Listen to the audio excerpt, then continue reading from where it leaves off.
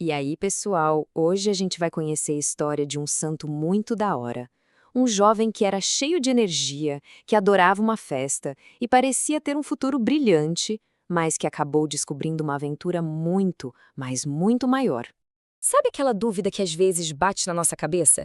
Será que para seguir a Deus, para ser amigo de Jesus, a gente tem que deixar de lado todas as coisas legais da vida? Pois é, a história de hoje, de um rapaz chamado Francisco Pocente, vai dar uma resposta incrível para essa pergunta. Então, bora lá mergulhar nessa história.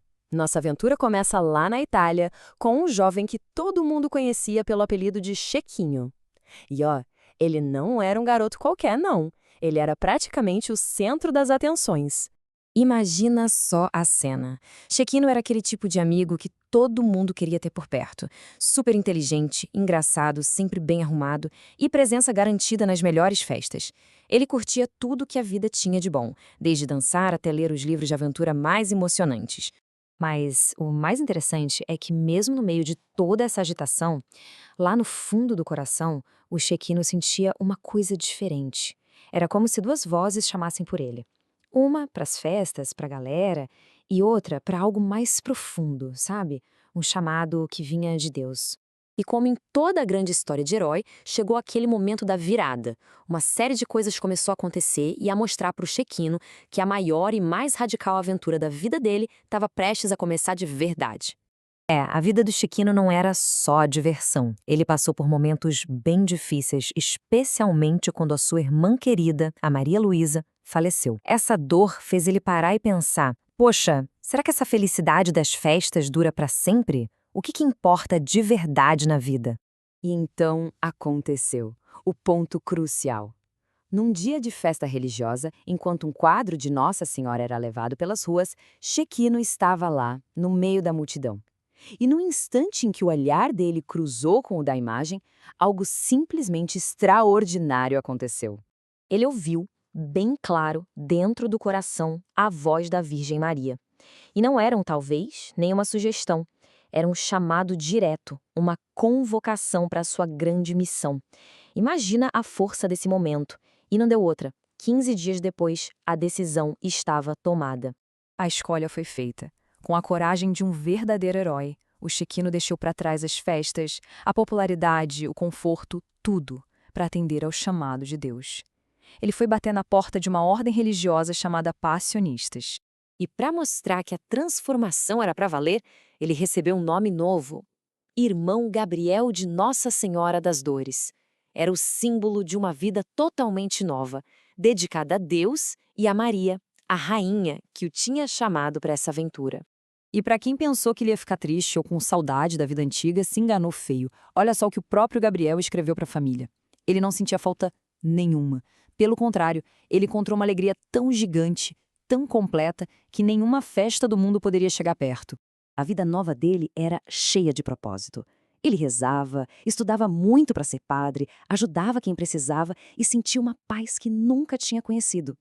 Ele descobriu que a felicidade de verdade não estava em receber aplausos, mas em se doar por amor. A história do Gabriel é tão incrível que a igreja o reconheceu como um santo. Mas, espera aí, o que exatamente significa ser um santo e como é que alguém vira um? Vamos dar uma pausa rápida para entender como isso funciona. De um jeito bem simples, um santo é um super amigo de Deus.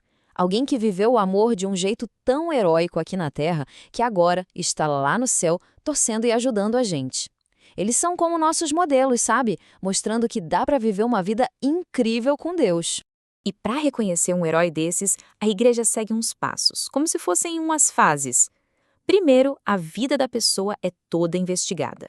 Se confirmarem que ela viveu de um jeito extraordinário, ela se torna venerável. Depois, se um milagre acontece por causa da oração dela, vira beato. E com um segundo milagre, aí sim, ela é proclamada santo para todo mundo. Ok, vamos voltar para a história do nosso herói, o Gabriel. A jornada dele ainda tinha um último e gigantesco desafio pela frente, um momento em que ele provaria o seu amor até o fim. Ainda bem jovem, o Gabriel ficou muito doente. Para muita gente, isso seria motivo de desespero, né? Mas para ele, foi mais uma chance de se unir ainda mais a Jesus que sofreu na cruz, oferecendo tudo com muito amor. Ele tinha apenas 24 anos.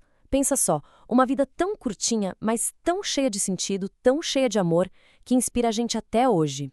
No momento de partir para o céu, Gabriel não estava sozinho, nem com medo.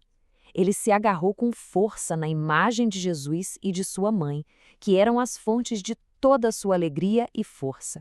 Ele foi em paz, com o coração transbordando de amor. E o legado do São Gabriel continua muito vivo. Ele nos mostra que a gente não precisa ter medo de dizer sim para Deus, que a alegria de verdade é um presente que a gente encontra quando entrega a nossa vida. E o mais importante de tudo, ele prova que a santidade é uma aventura possível para todos nós, não importa a nossa idade. A história de São Gabriel faz a gente parar para pensar. Deus chama cada um de nós para uma missão única, uma grande aventura de amor. Então, fica a pergunta no ar: qual será a grande aventura que ele preparou para cada um? O que pode transformar uma vida em algo realmente heróico? Poxa, muito obrigado por embarcar nessa história com a gente. Histórias como a de São Gabriel de Nossa Senhora das Dores enchem nosso coração de esperança, não é mesmo? Se essa apresentação foi inspiradora, não esquece de deixar aquele like, compartilhar com a galera e se inscrever no canal Catequista Felipe Lucas para a gente conhecer mais heróis incríveis. Um abraço e até a próxima!